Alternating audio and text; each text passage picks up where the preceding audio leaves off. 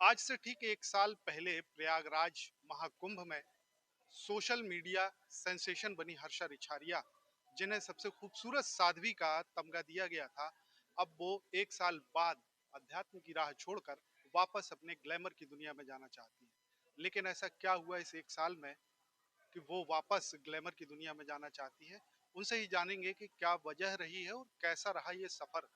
हर्षा जी, बड़ा लोगों को बड़ा उत्सुकता थी, बड़े खुश थे लोग कि कोई ग्लैमर की दुनिया से निकल के और अध्यात्म की राह पर आ रहा है, लेकिन अब फिर वहीं वापस जाना पड़ रहा है। आखिर ऐसा क्या हुआ इस एक साल में कि आपको वापस अध्यात्म की राह छोड़कर और वापस अपनी सामान्य जिंदगी में जाना? आप कौन से लोगों की बात कर रहे हैं? कौन खुश था मेरे आने से? देश मतलब के लोग मुझे तो खुश मुझे थे। पता नहीं चला, इसलिए मैं पूछ रही हूँ नहीं कौन नहीं, खुश था। देश हो के लोग सकता खुश मुझ थे। तक जानकारी ना पहुंची हो। युवाओं को बड़ी खुशी थी कि हमारे बीच का कोई व्यक्ति, हमारी एज का कोई व्यक्ति अगर ग्लैमर छोड़ के और उस जिसको कहा जाता है पाश्चात्य संस्कृति या एक ऐसी दुनिया जहाँ लोग भटक जाते हैं, उसको छोड़कर अध्यात्म की राह पे जा रहे हैं, ईश्वर के मार्ग पर चल रहे हैं, धर्म के मार्ग पर चल रहे हैं। वो एक लोगों के मन में उत्सुकता थी, युवाओं को बड़ा क्रेज होता था कि हम भी कोशिश करेंगे, हम भी जाएंगे। तो कहीं ना कहीं एक उनके लिए एक विचार करने वाली बात हो गई, कंफ्यूजन वाली बात। देखिए, देश का वो कुछ युवा जो इस चीज को बहुत पॉजिटिव तरीके से ले रहा था और उसको उससे मोटिवेट हो रहा था कि कहीं ना कहीं हम भी उस रास्ते पे आगे बढ़ेंगे। आज मैं उसी युवा को बोलती हूँ कि मत बढ़ो, आगे मत बढ़ो। जहां हो वहीं से जो कर रहे हो करो, अपने मेन काम पे, कर्म पे ध्यान दो। और पूजा पाठ, अध्यात्म, उसे अपने घर, अपने दिल तक रखो। आप आगे बढ़ने का सोचोगे तो वहां सबसे पहले आपके धर्म के लोग ही आपका विरोध करेंगे। और जो कुछ युवाओं की आप बात कर रहे हो, उन कुछ को अगर हम छोड़ दें तो बाकी सब तो विरोध में रहते ही हैं। तो वो आज हर्षा रिछारिया उनका सामना कर रही है, कल कोई दूसरा युवा या दूसरी बेटी उसका सामना कर रही होगी। अगर बात करें प्रयागराज की, जहाँ से आप अध्यात्म के रास्ते पर आई थी, तो वहां पर दो नाम बड़े चर्चाओं में थे, एक मोनालिसा का, दूसरा नाम आपका था। एक वो अध्यात्म के रास्ते पर चलते चलते ग्लैमर की दुनिया में चली गई, आप ग्लैमर की दुनिया से अध्यात्म के रास्ते पर आई। अब मोनालिसा तो वो ग्लैमर की दुनिया में सेट हो गई, क्या यही वजह है कि वो ज्यादा कंफर्ट है अध्यात्म की राह से, इसीलिए आप वापस वहां जाना? देखिए, पहली चीज, मोनालिसा अध्यात्म के रास्ते पे नहीं थी, वो अपना काम कर रही थी। उस काम से उनको इतने काम से इतने पे जाने का मौका मिला। मेरी तो मोना से बात भी होती रहती है। मैं उस बच्ची के लिए, उस बेटी के लिए मैं बहुत खुश हूँ। मतलब मुझे ऐसा लगा कि अगर कोई बहन इतना आगे बढ़ रही है, उसकी कोई भी लड़की उसकी जगह होती है और उसकी लाइफ रातों रात इतनी चमकती, इतना अच्छा होता, जिन्होंने लाइफ में इतना कुछ सपना भी नहीं देखा, अगर उनको वो हासिल हो रहा है तो ये बहुत हम सबके लिए खुशी की बात है कि किसी के सपने पूरे हो रहे हैं जब तक उनको उनका फायदा नहीं उठाया जा रहा है। और रही बात मेरी, तो मैंने लाइफ में ना, मतलब मुझे लगता है महादेव की कृपा से और मेरे प्रोफेशन की वजह से, मेरे एंकरिंग की वजह से, मैंने लाइफ में सारे कंफर्ट जोन देखे हैं और हर लेवल के देखे हैं। तो वो सब छोड़ के अगर मैं, कोई इंसान, किसी इंसान को अगर कंफर्ट जोन चाहिए होता ना, तो वो एक महीने में हट जाता, क्योंकि वो नहीं रह पाता। लेकिन मुझे ईश्वर की कृपा से, मुझे लगता है प्रभु ने मुझे इतना फ्लेक्सिबल बनाया ना कि मैं कहीं भी कैसी भी सिचुएशन में एडजस्ट कर सकती हूँ। मैं नंगे पैर भी चल सकती हूँ, मैं 24-48 घंटे तक भूखी भी रह सकती हूँ। मैंने सब कुछ इस अध्यात्म से सीखा है। और मैं ये मानती हूँ कि कुछ पॉजिटिव चीजें हुई हैं मेरे साथ, जिससे मैंने बहुत कुछ सीखा है।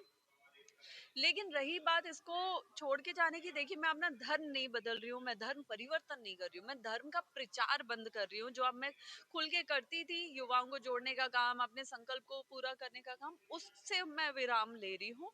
और मैं वापस अपना काम करूंगी, क्योंकि एट द एंड राशन लेने के लिए, पेट भरने के लिए भी दो पैसे की जरूरत होती है सर। उतना तो मुझे कमाने का हक है। वरना अगर जिनको ये लगता है कि नहीं मुझे उतना भी नहीं कमाना चाहिए, तो वो आगे मुझे सामने बोलते हैं आप उतना भी मत कमाओ, मैं अनशन में बैठ जाती हूँ, कर देती हूँ भूख हड़ताल। लेकिन उससे क्या होगा? कहा जाता है कि धर्म के रास्ते पर चलने वालों को भी करोड़ों रुपए की आमदनी होती है, शिष्य बनते हैं, भक्त बनते हैं, लोग उनसे जुड़ते हैं, कॉरपोरेट सेक्टर के लोग जुड़ते हैं। तो कहीं ना कहीं आपके ऊपर भी ये एक एलिगेशन आ रहा है कि आपने पैसा तो कमा लिया, पर्याप्त हो गया, अब आपको कोई दिक्कत नहीं है। सर क्या है ना कि मैं अभी वो बाबा बनी नहीं हूँ जिनके पास 3 करोड़ की गाड़ी और करोड़ों के बंगले और करोड़ों की गद्दियाँ और करोड़ों के सिंहासन हो। जब मैं वो बन जाऊंगी ना अगर कभी, तब मैं उस सिंहासन पे बैठ के बोलूंगी कि धन मोह माया है। अच्छा, अब ये आखिरी सवाल है कि इन फ्यूचर, अब चूंकि अध्यात्म की राह प्रचार, धर्म का प्रचार की राह आप छोड़ रहे हैं, तो किस रूप में देखेंगे हम हर्षा को आगे? देखिए, मैं इस जगह को, इस अध्यात्म को, इस प्रचार को रोकना नहीं चाहती थी, मैं इससे जाना नहीं चाहती थी, लेकिन बहुत मुझे लगता है मेरी ज़रूरत से ज़्यादा परीक्षा ली गई है, ज़रूरत से ज़्यादा मेरे रास्ते पे कांटे बिछाए जा चुके हैं, तो जिनसे अब मैं दूरी बनाती हूँ। आगे मौनी अमावस्या के बाद आप मुझे जब देखेंगे तो फिर से एंकर और एक्टर के रूप में देखेंगे। कोई फ्यूचर में फिल्म या टीवी सीरियल वगैरह कोई प्लान है कहीं से ऑफर? सब बता रहे हैं। ऐसा कुछ प्लान नहीं है, कुछ भी नहीं है, बल्कि मुझे बहुत ज़्यादा दुःख हो रहा है और मुझे पता है कि मैं कितना अपने आँसुओं को, अपनी तकलीफ़ों को कंट्रोल कर रही हूँ, क्योंकि मैंने कभी नहीं सोचा था कि ऐसा भी दिन आएगा और मैं हार के वापस जाऊँगी। एक बीच में एक बार ये चर्चा भी आई थी कि आप डिप्रेशन में हैं, सुसाइड करने का भी मन कर रहा था। अब वहां से भी आप बाहर निकले, आज नर्मदा जी में डुबकी लगाई, ये क्या दोनों चीजें क्या? देखिए, पिछले 1 साल में ना जो सफ़र लोगों को लगता है कि 1 साल में ही आप थक गई, जो आपके लिए 1 साल है ना, वो मेरे लिए 1 सदी जैसा गुज़रा है। जहाँ पे इतने उतार-चढ़ाव मैंने देखे हैं, इतने उतार-चढ़ाव देखे हैं जो शायद नॉर्मल इंसान की ज़िंदगी में इतनी आसानी से आते नहीं हैं। मैंने लोगों को स्वार्थी बनते देखा है, मैंने विरोधाभास होते देखा है, सब चीज़ें देखी हैं मैंने। अब उसके बाद ये सारी चीज़ें इतनी ज़्यादा हो गई है ना, मतलब मैं इस कदम मेंटल ट्रॉमा से, इस कदम मेंटल डिप्रेशन से गुजरी हूँ, इतनी मेरी मेरी एनजाइटी की दवाइयाँ शुरू हुई हैं, मेरे को मेरा बीपी लो रहना, मेरा माइग्रेन का अटैक रहना, बहुत सारी चीजें हुई हैं और अंत में मैंने खुद से ये बार बार सवाल किया कि मैं क्यों कर रही हूँ ये सब। क्या मैं इसके लिए आई थी? क्या मेरे जीवन में जो थोड़ा बहुत सुकून था, उसको बर्बाद करने के लिए मैं धर्म के रास्ते में आई थी? कौन-सा धर्म है जो मेरा सुकून तक छीन रहा है मुझसे? मैं और तो कुछ किसी से नहीं माँग रही, मैं तो किसी का साथ भी नहीं माँग रही थी सर। मैं तो सिर्फ़ ये बोल रही थी कि अगर आपको मेरा चेहरा पसंद नहीं, आप मेरा चेहरा मत देखो, लेकिन कम से कम मुझे आगे काम करने से मत रोको।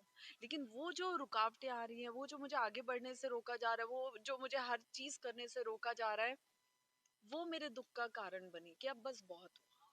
आज आपने नर्मदा जी में डुबकी लगाई है, जबलपुर आए हैं आप, क्या मांगा माना? शांति।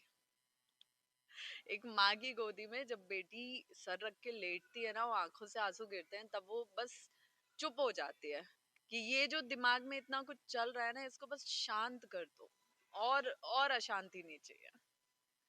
तो कहीं न कहीं हर्षा जो अध्यात्म की राह पर चल रही थी, सबसे खूबसूरत साध्वी जिन्हें कहा जा रहा था, पहले एंकरिंग और एडिटिंग वगैरह करती थी, मॉडलिंग करती थी, फिर अध्यात्म की राह पे आई और अब कहीं न कहीं वो परेशान होकर विरोध के चलते अब वापस अपने नॉर्मल लाइफ में लौटने की कोशिश कर रही हैं। आज जबलपुर में हर्षा ने नर्मदा जी में स्नान किया और उनसे आशीर्वाद लिया और हम उम्मीद करते हैं कि उनका भविष्य अब इस तरह की चुनौतियों, इस तरह की परेशानियों से ना गुजरे। पवन पटेल, न्यूज़ 18 जबलपुर।